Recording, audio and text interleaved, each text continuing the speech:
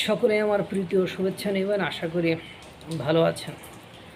মাঝে চীন বেশ লাফালাফি করেছিল, ভারতের বিরোধিতা করা, অরুণাচল অঞ্চল নিয়ে লাফালাফি করা, নামকরণ করা, নিজেদের বলে দাবি করা, ক্রমান্বয়ে ভূমি বাড়ানো, এইসব নিয়ে বেশ লাফালাফি করেছিল।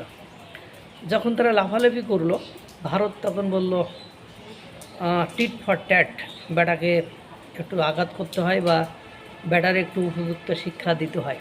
কারণ তখন বাংলাদেশে 5ই আগস্টের পরবর্তী সময় ডক্টর ইউনূস ক্ষমতায় ছিল এবং মিটিংয়ের পর মিটিং হতো চীনের প্রতিনিধির সাথে বাংলাদেশের বিভিন্ন রাজনৈতিক দল, রাজনৈতিক ব্যক্তিবর্গ এবং সরকারের প্রতিনিধিদের সাথে। এবং আপনারা জানেন চীনে পাকিস্তানের সাথে তাদের দহরম মরম সম্পর্ক, করিডোর সহ বিভিন্ন ব্যবসা বাণিজ্য পাকিস্তানের সাথে করে। এই জন্য ভাবছিল আমি চীন, ওদিকে বাংলাদেশ, ওদিকে পাকিস্তান, তিনজন মিলে ভারতকে বাড়ে ফেলা যাবে। সেই মুহূর্তে ভারত একটা খেলা খেলে দিয়েছে যে জমের মতো ভয় পায় চীন হলো জাপানের সাথে প্রতিরক্ষা চুক্তি করে ফেলেছে। পাশাপাশি আরও কী করেছে, জাপানের প্রতিরক্ষা মন্ত্রী শিনজিরো কোইজুমি আগামী সপ্তাহে ভারতে আবার সফরে আসছেন। আগে তো করেছে, সেটা করার পরে চীনের লাফালাফি বন্ধ হয়ে গেছে, ভারতের বিরোধিতা অনেকটা নিয়ন্ত্রণে চলে এসেছে। এখন ভারতের সাথে তারা ব্যবসা বাণিজ্য করতে চায়, এমনিতে মার্কিন যুক্তরাষ্ট্রের চাপে রয়েছে। এখন যখনই জাপানের সাথে প্রতিরক্ষা চুক্তি হয়েছে, তখনই তাদের মাজা মেরুদণ্ড মানে ভাঁজ হয়ে গিয়েছে।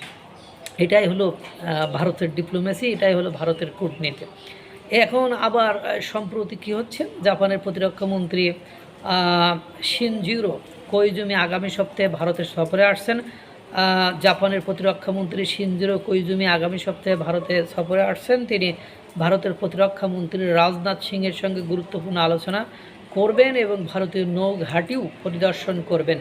টোকিও সম্প্রতি প্রতিরক্ষা রপ্তানি দীর্ঘদিনের বিধিনিষেধ শিথিল করেছে, যা ভারত স্বাগতভাবে গ্রহণ করেছে।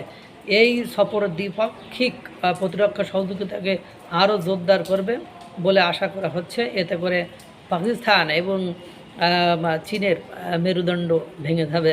কারণ চীন আপনার জাপানের প্রচণ্ড ভয় পায়, আর সেই জাপান এখন ভারতের সাথে দ্বিপাক্ষিক সম্পর্ক করেছে, প্রতিরক্ষা চুক্তি করেছে।